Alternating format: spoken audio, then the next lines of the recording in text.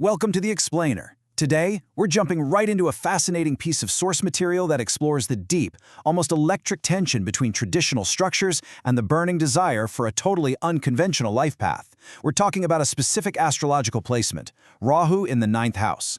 We're going to map out exactly what it means to possess a relentless ambition that, well, literally refuses to color inside the lines. So, what happens when ambition collides with faith? It's a massive question, right? Traditionally, the ninth house represents higher learning, inherited philosophies, and dharma, basically the established path of righteousness. Rahu, on the other hand, it's the shadowy disruptor. It represents a deep hunger for worldly success, obsession, and flat-out rule-breaking. So when you drop that intense, boundary-pushing energy right smack in the middle of the house of tradition, you get an incredible spark. You get a life that acts as the ultimate disruptor of the status quo. Okay, let's dive into this. Part 1. The Disruptor of Faith, Challenging Traditional Dharma. Our source material gives us a super clear baseline definition to start with. Rahu in the ninth house is strongly associated with unconventional belief systems, disrupted faith patterns, and a burning desire for rapid success.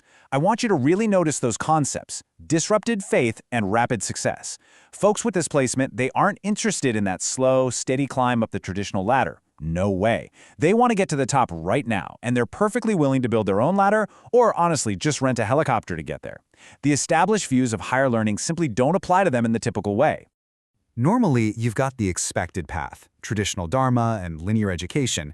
You inherit your family's philosophies and stick to established moral systems. But for the unconventional Rahu path, those inherited philosophies feel incredibly restrictive. Honestly, they feel unconvincing. So instead of just conforming, they naturally lean into questioning religion, challenging restrictive traditions, and experiencing an education that's often interrupted, nonlinear, or just entirely self-directed. They simply cannot accept a truth just because it was handed to them. They literally have to test it for themselves. Moving right along to Part 2, the shortcut to success, the hustle and the hype. The ambition we're talking about here is massive. It's totally fueled by a desire for rapid expansion. The source outlines a really strong desire for quick success.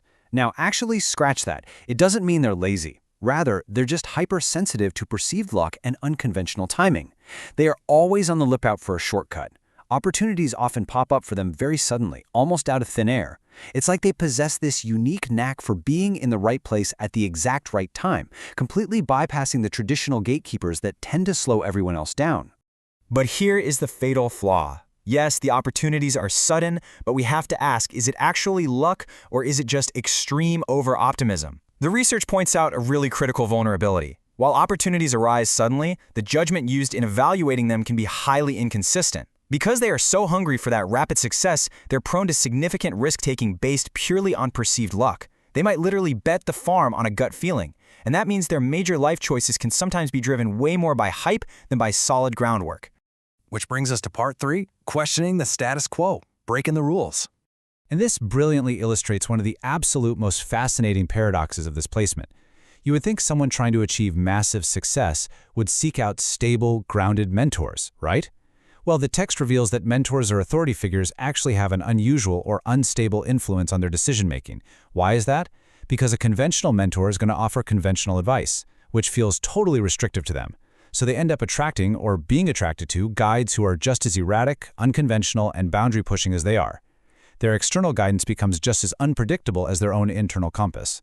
When you break down why a person's life direction might shift so many times, the numbers are super telling. To put it into perspective, 40% of the shift is driven by their own internally changing philosophies. They are just constantly evolving their worldview. But then you add in external influences at 35% and the impact of those unstable mentors we just talked about at 25%. Think about it. When your belief system is constantly updating and the people advising you are totally unconventional, your life path is absolutely not going to be a straight line. It's going to zig and zag dramatically. All right, on to Part 4, a nonlinear life path, the winding journey. I want you to imagine a little story tracing this kind of journey. We start in early life. Our subject is sitting in a traditional classroom but feels completely disconnected, which leads to an interrupted or unconventional education. Maybe they drop out or they switch their major entirely. This triggers the second phase, the sudden shift. Their philosophies change rapidly because they're actively rejecting what they were taught. They desperately need a new framework. And where do they often find it? That leads to phase 3, the foreign influence. The source text explicitly states that international exposure plays a major role in their life direction. They travel, they experience a totally new culture, and suddenly, boom, everything clicks right into place. This global inspiration stems from a deep fascination with powerful ideas, foreign cultures, and high-status belief systems. They're looking for something grander than what they grew up with. Traveling internationally or immersing themselves in foreign concepts isn't just a vacation for someone with this placement. It's a vital mechanism for shaping their ambition. It provides the exact unconventional framework they desperately crave to validate their unique approach to life. Finally, Part 5, the ultimate balancing act, finding true north. So the crucial point is really captured in this quote from the text. It creates ambition for rapid expansion, but also tests judgment, belief systems, and long-term clarity in life direction. This right here is the ultimate lifelong struggle for this placement. The ambition is a superpower, for sure. It drives them to achieve things others think are flat out impossible. But that exact same drive constantly tests their judgment.